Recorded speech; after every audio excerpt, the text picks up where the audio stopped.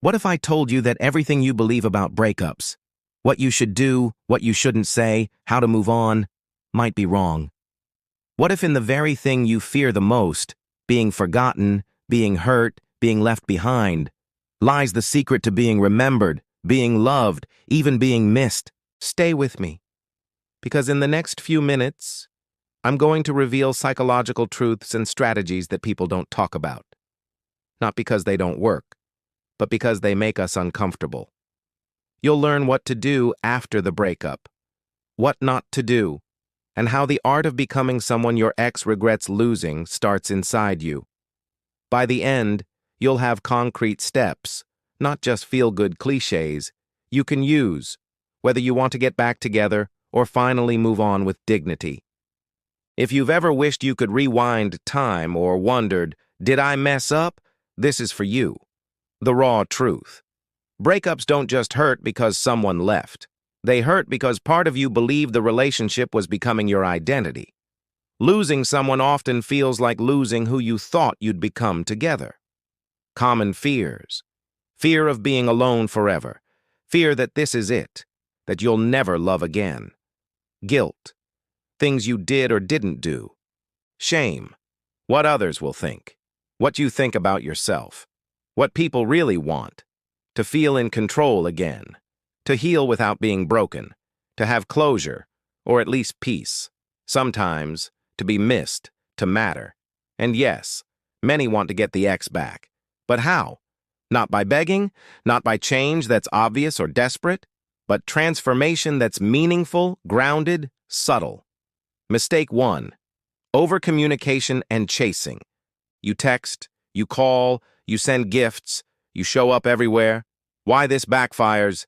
It signals desperation, low self-esteem, imbalance of power. Rather than attract, it repels. Mistake 2. Making big promises or grand gestures before shift. Telling them, I'll change, I'm sorry, if only you give me one more chance, before you internally change or return to a strong place. Most people can sense when something is superficial or reactive. Mistake 3. Whining and public display of pain. Social media outbursts, passive-aggressive posts, appearing broken everywhere. It may get sympathy, but sympathy is not attraction. You want respect, admiration, and desire. Mistake 4. Trying to force closure, demanding explanations, pushing for talks when emotions are raw. Often this makes things worse, reopening wounds, creating bitterness, no contact, and the scarcity principle. Pull back. Absence builds value. When you stop being available, the emotional and psychological space you leave behind begins to speak louder than any words. The Zeigarnik effect, unfinished business. Humans remember incomplete or interrupted tasks or relationships more vividly. If you leave something unresolved respectfully, it creates psychological pull. Self-improvement and identity reframing. Change who you are, not just what you do. Not superficial changes, deep ones. How you think, how you carry yourself, what you believe you deserve. Become someone your ex would regret losing, not by trying to impress them, but by surpassing who you used to be. Indirect influence versus direct pressure. Don't demand they listen or care. Instead, let your presence, your behavior, your growth communicate the message. The emotional time machine. Remind them, subtly, of who you once were together.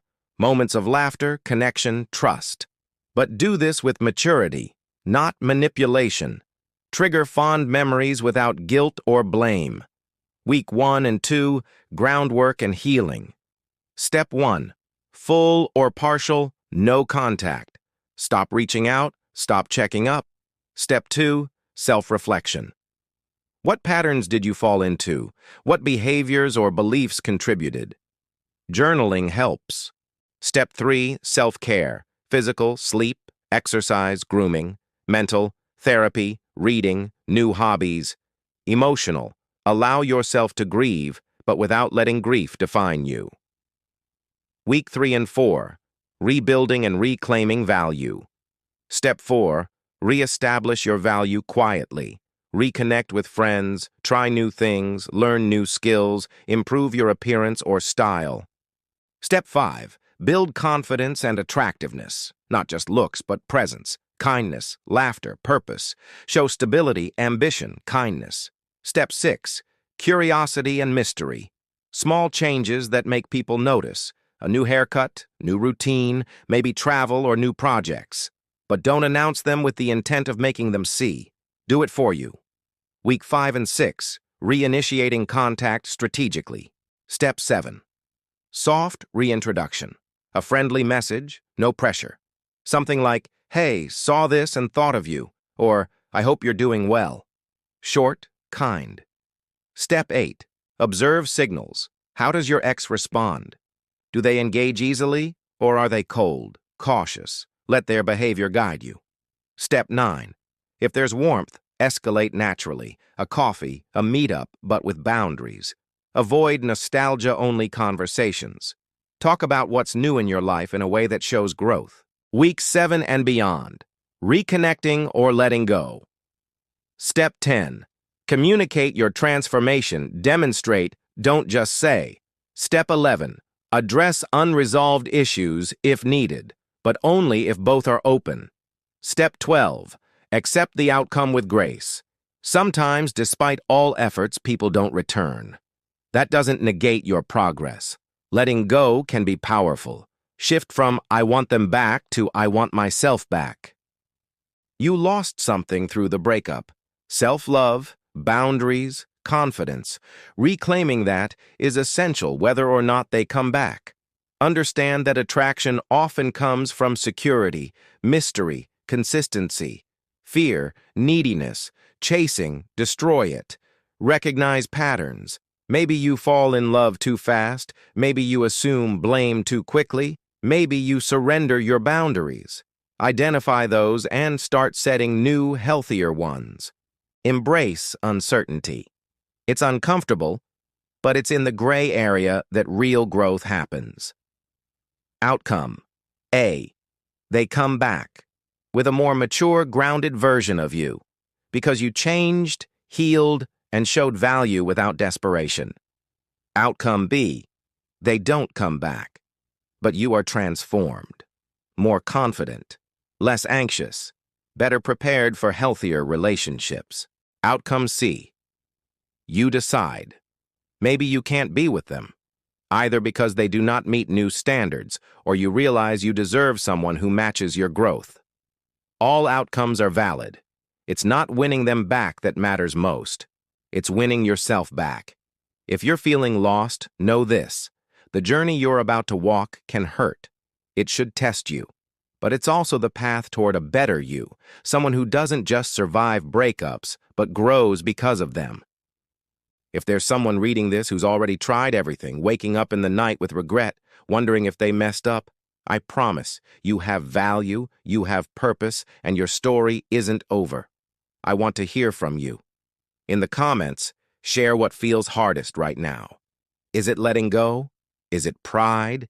Is it not knowing what to do next? Let's talk, because you're not alone. And sometimes hearing someone else's voice telling you it's possible is what starts the change. If this video helped you, share it with someone who's hurting. Hit subscribe or follow, because there's more coming. Tools, real stories, strategies. You deserve peace. You deserve love. From others, but first from yourself.